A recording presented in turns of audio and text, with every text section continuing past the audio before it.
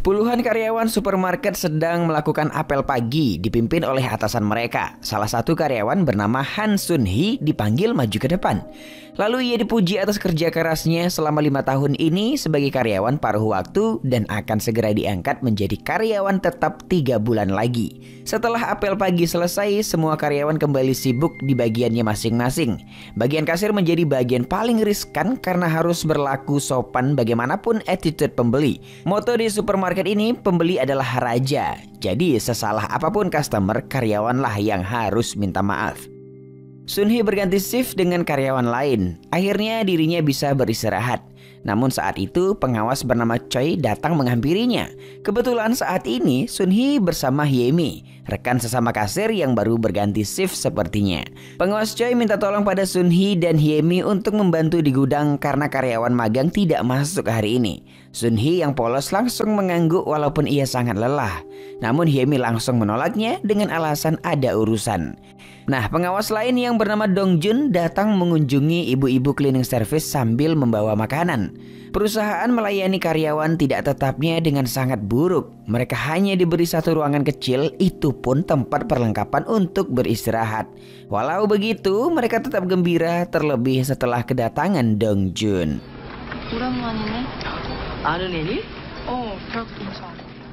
Sun Hee merupakan ibu rumah tangga. Sebelum berangkat kerja, ia selalu menyiapkan sarapan untuk anak-anaknya.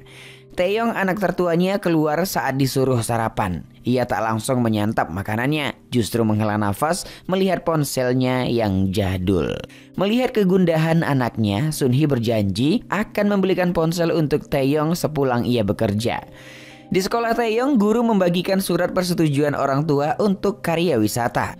Salah satu siswi bernama Sukyung langsung mengumpulkannya. Ia berkata hasilnya akan tetap sama meskipun ia kumpulkan minggu depan. Saat jam makan siang, kartu makan siang Taeyong tak bisa digunakan karena tagihannya belum dibayar. Ia sangat malu dan berlari meninggalkan kantin. Hal ini dilihat oleh Sukyung.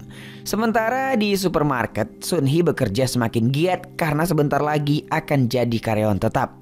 Saat mengambil barang dalam gudang, Taeyong menelpon. Ia kesal karena tagihan makan siangnya belum dibayar, padahal Sun Hee sudah diingatkan kemarin. Sun Hee pun tidak bisa bicara lama-lama karena harus kembali bekerja. Hyemi mendapat masalah karena seorang customer diduga mengambil barang yang masih ada barcode-nya. Namun pelanggan ini kekeh kalau barang ini ia beli di luar negeri. Pengawas Choi yang melihat hal ini pun langsung minta maaf atas nama supermarket pada pelanggan tersebut. Selesai bekerja di meja kasir, Sun Hee kembali ke ruang ganti karyawan. Hyemi yang lokernya berada di sebelah Sun Hee bertanya apakah dia tidak lelah dengan semua pekerjaan ini. Namun Sun Hee optimis bahwa semua itu memang bagian dari pekerjaan. Pengawas Choi tiba-tiba masuk ke ruangan. Ia menyuruh semua karyawan keluar kecuali Sun Hee. Ia berpesan agar Hyemi melakukannya dengan baik kali ini. Rupanya pelanggan yang tadi berkonflik dengannya datang bersama anaknya. Ia memerintahkan Hyemi untuk berlutut minta maaf. Walau hatinya sangat perih, ia harus melakukan ini agar tak kehilangan pekerjaan. Sun Hee melihatnya dari luar.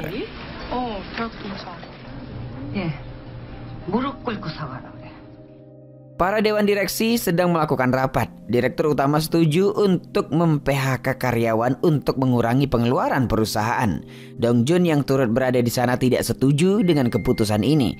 Tapi sang direktur tidak mau mendengarkan pendapatnya, guys. Selesai rapat, Dong Jun sangat sedih melihat ibu-ibu cleaning service, terutama pada Bibi Sunre yang sudah ia anggap seperti ibu sendiri. Nah, keesokan harinya, semua karyawan paruh waktu mendapat pesan pemutusan hubungan kerja. Wow. Sun Hee yang sebelumnya dijanjikan menjadi karyawan tetap juga mendapat pesan tersebut, guys. Pemberitahuan itu juga sudah dipasang di papan buletin. Semua karyawan berkumpul di sana. Pengawas Choi datang menyuruh mereka untuk kembali bekerja. Tapi semua karyawan menuntut kejelasan kenapa mereka di PHK. Pengawas Choi tak menjawab apapun. Lantas Sun Hee meminta penjelasan dari Dong Jun. Namun ia bungkam. Sampai di rumah, Sun Hee stres memikirkan nasib keluarganya ke depan. Taeyong bertanya kemana sebaiknya ia harus pergi dharma wisata sekolah. Namun Sun Hee langsung bangkit dari duduknya. Taeyong juga menuntut janji ibunya yang ingin membelikannya ponsel.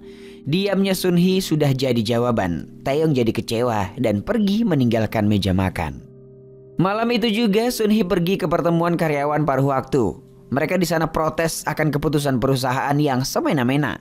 Hyemi kemudian membagikan formulir anggota serikat buruh. Jika mereka bersatu, hak mereka pasti bisa didapatkan kembali. Semua orang setuju untuk mengisinya kecuali seorang karyawan bernama Mi Jin. Toh bagaimanapun ia akan tetap berhenti. Sementara Sunhee yang awalnya ragu-ragu akhirnya mengisi formulir tersebut. Semuanya sudah mendaftar sebagai anggota serikat buruh. Sunhee, Surye, dan Hyunmi terpilih sebagai perwakilan untuk bertemu dengan pihak perusahaan. Dongjun terus membujuk pimpinan supermarket untuk bertemu perwakilan karyawan, namun selalu ditolak. Sementara Sunhee, Sunrye, dan Hyemi tetap menunggu di ruangan. Mereka akhirnya menyerah dan kembali ke ruang ganti.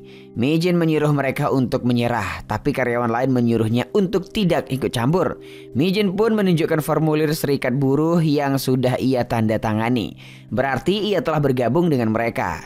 Karena tak ada tanggapan dari perusahaan, Hyunmi menyarankan semuanya untuk mogok kerja. Hari selanjutnya, semua karyawan diberi kaos persatuan buruh. Mereka akan mulai mogok kerja besok hari pukul 4 sore. Dengan begitu, perusahaan pasti terpengaruh karena berimbas pada keuntungan. Waktu yang ditunggu pun tiba. Semua karyawan yang tidak bertugas telah berkumpul. Sementara Sunhee tak nampak batang hidungnya, guys. Kemana ia? Entahlah. Ia masih ragu, haruskah ia memakai kaos persatuan ini? Di dalam swalayan, Sunrye membuka seragamnya dan memakai kaos persatuan mereka. Karyawan lain mengikutinya dan segera pergi dari tempat kerja masing-masing. Sunrye kemudian mengode karyawan yang berada di luar supermarket untuk masuk ke dalam. Saat itu guys, Sunhee baru keluar dari luar loker. Ia mendengar pengawas Choi meminta para karyawan magang untuk siaga di meja kasir yang kosong. Mereka harus siap menghadapi para pendemo ibu-ibu itu. Sunhee berlari secepat mungkin. Ia harus segera memberitahu hal ini pada Hyunmi dan kawan-kawan. Mereka semua kaget saat diberitahu Sunhee. Tak lama kemudian sekitar 40 karyawan telah mengisi semua konter meja kasir. Karyawan tetap tidak terima dengan tindakan ini. Ia mendorong para karyawan magang untuk meninggalkan tempat tersebut. Akhirnya mereka semua berhasil memboikot seluruh meja kasir. Yang berarti transaksi jual beli di supermarket itu lumpuh total. Malamnya mereka semua tidur di supermarket beralaskan kardus dan makan makanan yang berada di sana. Esok harinya pimpinan karyawan yaitu Hyunmi, Sunhee, dan Sunrye melakukan mediasi dengan direktur utama. Bukannya meminta maaf, pihak perusahaan malah mengancam bahwa apa yang mereka lakukan sekarang dianggap sebagai pendudukan properti ilegal. Jika terus dilanjutkan maka akan berlanjut ke ranah hukum. Walau begitu semua karyawan tidak gentar dan terus tinggal di supermarket. Nah, malam harinya mereka saling cerita tentang hidup masing-masing guys. Salah satunya adalah Hyunmi. Ia adalah single parents dan harus membiayai Minsu seorang diri. Kemudian mereka mulai bermain dan mendesain swalayan agar terasa seperti rumah. Di rumah Sunhee, Taeyong diminta mengurusi adiknya. Mereka ingin makan siang, namun persediaan makanan sudah habis hingga Taeyong pergi ke minimarket untuk beli ramyeon. Di sana ia bertemu Sukyung yang sedang melakukan kerja paruh waktu. Sebelum pulang, ia memberi Taeyong beberapa makanan. Semua karyawan sukacita menyantap makan malam mereka. Namun tak lama kemudian, pihak perusahaan memutus aliran listrik dalam supermarket. Meskipun dalam kondisi yang gelap, para karyawan tetap menemukan cara untuk bahagia. Dengan lilin yang ada, mereka membuat pertunjukan agar tetap kompak dan bahagia guys. Pagi harinya dalam suasana yang masih gelap mereka bernyanyi bersama. Tiba-tiba guys lampu kembali menyala. Puluhan polisi masuk dan membuat brigade perlawanan. Semua polwan juga menarik paksa pendemo agar keluar dari supermarket ini. Penegak hukum bahkan buta hati terhadap hak para buruh guys. Pada akhirnya semua pendemo dipenjara. Taeyong mengunjungi ibunya sebagai perwakilan dari pihak keluarga. Sunhee meminta Taeyong untuk merahasiakan ini dari ayahnya dan ia pun setuju. Di kantor, Dongjun didatangi oleh atasan perusahaan. Ia diketahui juga bergabung dengan serikat. Pengawas Choi dan direktur cabang menasihatinya untuk tidak berlaku seperti itu.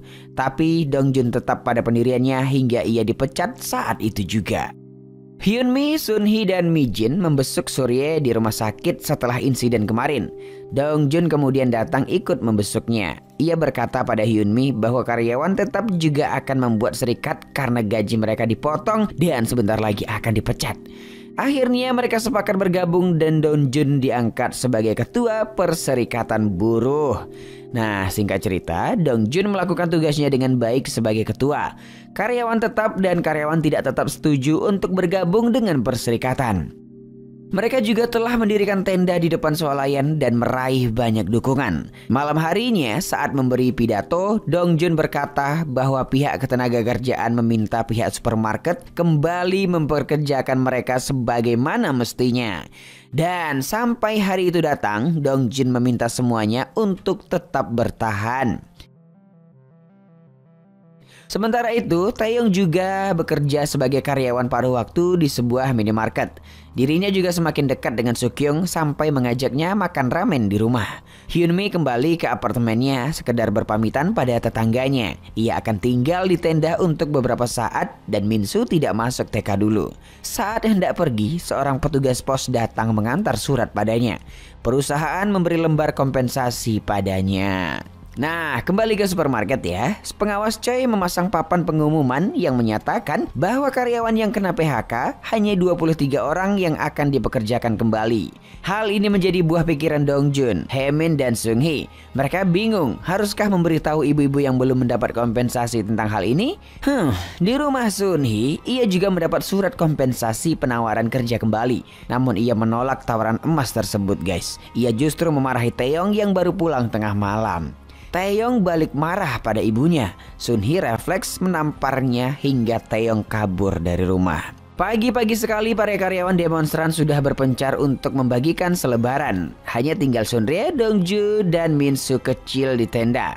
Saat itu mereka melihat beberapa pria berjaket hitam duduk tak jauh dari tenda mereka. Sementara Sunhee pergi menemui Sukyung untuk menyampaikan permintaan maafnya pada Taeyong. Setelah menemui Sukyung, Sunhee meminjam uang pada temannya untuk biaya Taeyong ikut ujian masuk universitas. Sore harinya, para demonstran sudah berkumpul di dalam tenda. Mereka mulai lelah dengan perjuangan yang tak kunjung mendapatkan hasil itu. Tiba-tiba dari luar tenda beberapa pria berjaket hitam yang tadi dilihat Dongjun merusak tenda mereka. Para karyawan panik dan berhamburan keluar. Minsu lepas dari pegangan Hyunmi karena terdorong karyawan yang berdesakan. Saat membalik tenda, ia menemukan Minsu sudah tak sadarkan diri dengan kepala berlumuran darah. Di rumah sakit, Hyunmi terus menangis menunggu anaknya selesai dioperasi. Uang yang tadi dipinjam Sunhee untuk kuliah Taeyong, ia berikan pada Hyunmi untuk pengobatan anaknya. Melihat penderitaan ibu-ibu ini, Dongju tak tinggal diam, guys. Esok harinya, Dongju demo seorang diri di depan perusahaan dan membagikan selebaran pada warga. Direktur yang melihatnya justru memprovokasi Dongju hingga ia meninju atasan tersebut berkali-kali. Asisten direktur langsung merekamnya, guys. Sementara Taeyong menuntut gajinya yang kurang pada bosnya. Namun ia justru dibentak dan diusir keluar. Sukyung yang geram langsung melempar jendela minimarket tersebut hingga pecah. Pemilik mengira itu perbuatan Taeyong dan langsung menggebukinya. Nah, di kantor polisi, Sunhee datang menjemput anaknya. Ia terkejut dong ya kan melihat wajah anaknya babak belur itu. Pemilik minimarket meminta ganti rugi, namun Sunhee membalikkan keadaan dengan tuntutan memukuli anak di bawah umur dan memberi gaji tak sesuai perjanjian. Akhirnya mereka tak jadi ganti rugi dan Taeyong mendapat kekurangan gajinya. Seperti dugaan, pimpinan perusahaan menjadikan video kekerasan Dongju sebagai senjata untuk menjebloskannya ke penjara. Sunhee dan Sunrye datang membesuknya. Dongju menyesal karena tidak bisa bertanggung jawab, tapi Sunrye tetap menyemangatinya. Sunhee tampak diam memandang bangunan swalayan. Saat itu ia menoleh ke arah tenda yang sudah hancur dan mencari barang yang tersisa. Ia menemukan buku gambar milik Minsu yang membuat hatinya semakin haru. Hyemin mendapat jatah beristirahat. Tak lama kemudian Sunhee menghubunginya. Ia menceritakan kenangan mereka saat pertama kali berjuang. Walaupun kini Hyemin kembali bekerja, Sunhee berdoa semoga suatu saat mereka bisa bekerja sama lagi. Tak terasa air mata Hyemin mengalir begitu saja. Sunhee tak ingin menyerah begitu saja, guys. Ia mengunjungi semua temannya untuk kembali berjuang merebut hak mereka. Sampai di rumah, Sunhee menemukan rumahnya dalam keadaan gelap gulita. Anaknya Min Yong berkata bahwa petugas memutus aliran listrik karena tak kunjung membayar tagihan. Sun Hee sangat stres dong ya kan guys. Taeyong kemudian menyodorkan gajinya untuk melunasi tunggakan listrik. Sun Hee terharu lalu memeluk anaknya. Esok harinya keadaan di supermarket sangat sibuk. Sun Hee berada di tengah keramaian sementara teman-temannya berpura-pura belanja. Suara Sun Hee terlalu kecil untuk menarik perhatian khalayak. Akhirnya ia menggunakan mikrofon resepsionis untuk mengutarakan kekejaman perusahaan pada karyawannya. Teman Sun Hee yang lain juga langsung menyekat pintu keluar dengan troli belanja. Pengawas Choi segera mematikan mikrofon. Sun Hee pun berdiri di tengah kerumunan melanjutkan orasinya. Pasukan berjaket hitam kembali datang guys. Mereka menarik paksa para demonstran untuk keluar. Bahkan Sun Hee sampai dijambak. Di luar supermarket, brigade polisi telah siap siaga menjaga keamanan supermarket dan menangkap para demonstran. Sun Hee digelandang masuk ke dalam bus polisi, sementara Sun Hee dan yang lainnya terus berusaha menerobos masuk. Kekuatan mereka tak sepadan dengan polisi bersenjata lengkap. Sun Hee menjadikan troli belanjaan untuk mendorong brigade polisi tersebut. Polisi kemudian menyemprotkan air ke arah demonstran hingga banyak yang tumbang. Sekuat tenaga Sun Hee mencoba bangkit dan berlindung di balik troli. Di sanalah ia melihat Hyun Mi ikut keluar membantunya. Bersama kawan-kawannya yang kembali dipekerjakan, mereka membawa troli yang berisi barang-barang berat agar semakin kuat untuk mendorong. Kini mereka bersatu kembali untuk mendorong brigade bagaimanapun caranya. Yap guys, sampai di situ dulu. Cerita pun tamat. Sebuah film dengan judul Char. Film Char adalah sebuah film Korea Selatan yang dirilis pada tahun 2014 lalu. Film ini disutradarai oleh Boo Ji Young dan dibintangi oleh Yoon Jung Ah, Moon Jong Hee, Kim Kang Woo, Do Kyung Soo atau Dio EXO, dan masih banyak lagi. Char didasarkan pada kisah nyata tentang pemutusan hubungan kerja massal yang terjadi di sebuah pusat perbelanjaan besar di Korea Selatan. Char mengambil latar belakang industri retail modern di Korea Selatan dan mengangkat isu sosial yang sensitif, yaitu perlakuan buruk terhadap pekerja. Cerita film ini berfokus pada sekelompok pekerja kontrak yang bekerja di pusat perbelanjaan dan berjuang melawan keputusan pemutusan hubungan kerja yang tiba-tiba. Salah satu kekuatan utama dari film Char adalah penampilan akting yang kuat dari para pemainnya. Yoon Jung Ah dan Moon Jong Hee memberikan penampilan yang mengesankan sebagai dua ibu tunggal yang berjuang untuk bertahan hidup dan melawan ketidakadilan. Kim Kang Woo juga memberikan penampilan yang menonjol sebagai seorang pengacara yang membantu pekerja dalam perjuangan mereka. Selain itu, Char berhasil menggambarkan suasana yang tegang dan penuh emosi melalui skenario yang baik dan penyutradaraan yang terampil. Film ini berhasil menangkap perasaan frustasi, keputusasaan, dan kekuatan solidaritas yang ada di antara pekerja. Di Korea Selatan, para karyawan rendahan atau buruh sering diperlakukan semena-mena guys. Contohnya kejadian tahun 2012 lalu, di mana ratusan aparat polisi mengepung sebuah wihara karena ingin menangkap ketua serikat buruh bernama Hang Sang-gyun. Walau para biksu melindunginya, tapi para aparat tetap melakukan penangkapan. Kalau di Indonesia, pemerintah sih mengizinkan ya para buruh untuk berdemo, tapi di Korea Selatan hal ini justru dilarang guys. So, menurut kalian lebih enak kehidupan buruh di Korsel atau Indonesia? Boleh nih catat di kolom komentar ya.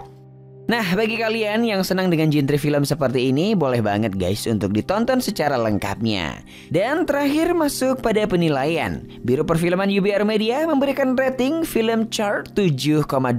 Like dan share ke teman-teman tersayangmu agar mereka juga ikutan nonton film keren ini. Dan jangan lupa subscribe channel UBR Enthusiast. Terima kasih banyak dan bye-bye.